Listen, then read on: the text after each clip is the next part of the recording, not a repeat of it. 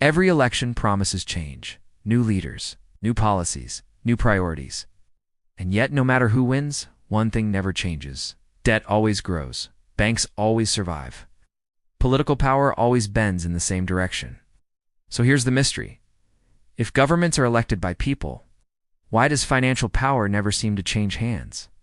Today, we're pulling back the curtain on an invisible web, one that binds debt.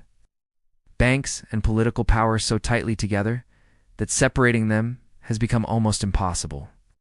This isn't conspiracy, it's structure. Setting the stage, power before politics, before modern democracy, power was obvious. Kings ruled, armies enforced, taxes funded empires. But even then, rulers needed money. Wars were expensive. Infrastructure required capital, and treasuries were often empty long before ambitions ended. Enter banks. Private financiers began lending to rulers in exchange for influence, guarantees, and repayment rights.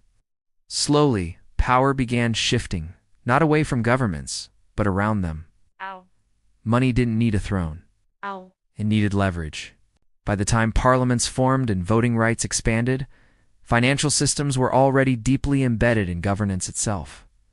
Politics became visible power. Finance became invisible power. Origins, when debt became political. The turning point came when governments stopped funding themselves directly and started borrowing. Public debt was born. At first, it seemed harmless temporary loans for emergencies. But debt introduced a permanent relationship. Governments needed banks. Banks needed legal guarantees. Politics became the mediator.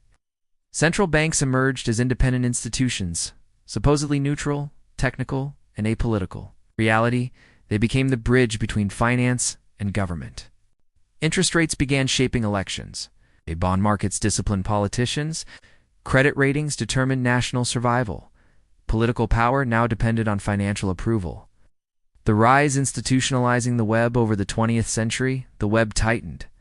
Banks gained legal protections. Debt became tradable. Governments issued bonds constantly. System rewarded one behavior above all else. Never disrupt financial confidence. Politicians learned quickly. Challenge banks and capital flees. Regulate finance and markets retaliate. Threaten debt repayment and currencies collapse. So political agendas narrowed. Left or right no longer mattered. Only market-friendly policies survived. Debt didn't just fund governments, it disciplined them. The breaking point, crisis, reveals the web. Every crisis exposes the web. 2008 showed it clearly. Banks collapsed, governments panicked, citizens paid. Bailouts weren't political choices, they were obligations enforced by the system itself. Let banks fail and pensions collapse. Let debt default, markets implode. Politics had no leverage left. The web held firm. Fallout: power without accountability. After every crisis, power concentrates further. Banks merge. Debt expands. Political authority weakens. Public trust erodes, but policy doesn't change. Why? Because decision-making has shifted from voters to bond markets, from parliaments to central banks, from laws to liquidity. Power is exercised quietly, continuously, and invisibly. Failed fixes: why reform always stops short. Reforms are announced, rules are written, commissions are formed, but the web remains. Because the system cannot regulate itself without collapsing. Debt requires banks. Banks require political protection. Politics requires debt. The loop is closed. Modern parallels: the web today, global debt exceeds $300 trillion. Central banks move markets with a sentence. Elections move markets with fear. Digital money, surveillance, finance, and algorithmic credit are strengthening the web, not weakening it. Power is no longer seized. It is encoded. 3 takeaways. 1. Debt is a political tool, not just a financial one. 2. Banks shape policy without running for office. 3. Democracy operates inside financial limits. Warning: a system where financial power is invisible cannot be voted out. And history shows that when power becomes untouchable, legitimacy eventually collapses.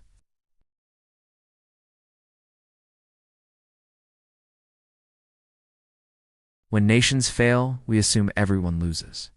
But what if that assumption is wrong? What if slow national failure isn't a tragedy, but a strategy? Because while public services crumble and debt grows, a small financial elite continues to thrive often more than ever. So how does that happen? And why does it repeat across history?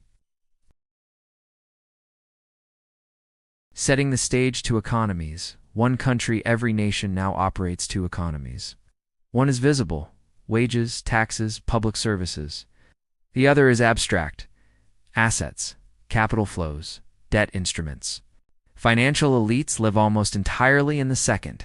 When nations weaken, the first economy suffers. The second adapts and profits. Origins. When wealth detached from society in earlier centuries, elites depended on national stability. But finance changed that. Credit allowed wealth to exist independently of place. Borders became irrelevant. The moment wealth became mobile, loyalty disappeared. Failure became survivable. The res, profiting from decline, national decline, creates opportunity.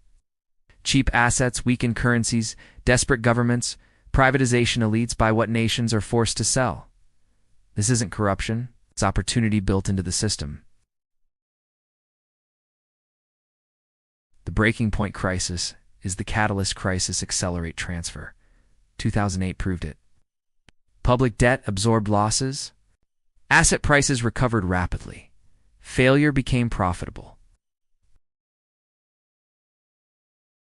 Fallout, slow collapse. Silent extraction decline doesn't look like collapse. It looks like stagnation.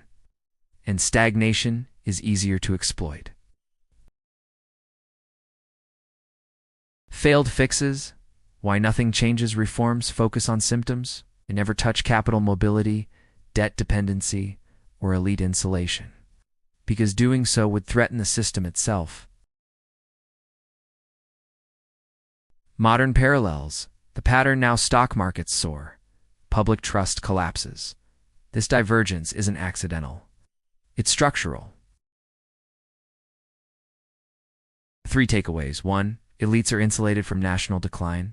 2. Failure creates financial opportunity. 3. The system rewards detachment from society. Warning: when nations fail slowly, anger builds quietly. History suggests that such systems don't reform, they rupture.